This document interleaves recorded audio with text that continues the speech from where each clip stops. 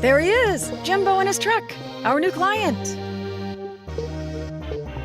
That's the guy that was in the taxi that day. All alert, big gray and young blue. I'm alone right now. My sisters are evaluating a house move. Hold on a while.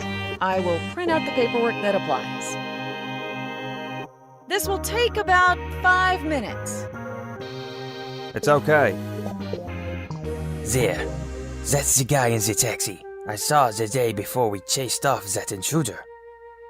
This guy is a spy for something. I can smell it. We're ready. I picked quickly from the Battle of Tannenberg, World War I. Hey. What the? What is happening? Nothing. I slipped on a bolt. You are interested in our work.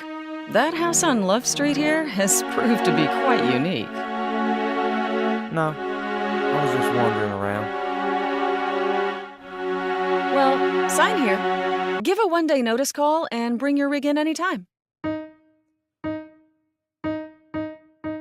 What was that again? That was the Battle of Tannenberg. We hit the right flank and then the left flank, then got behind them to push them right onto the bench, which I think Nancy observed and thought was unusual.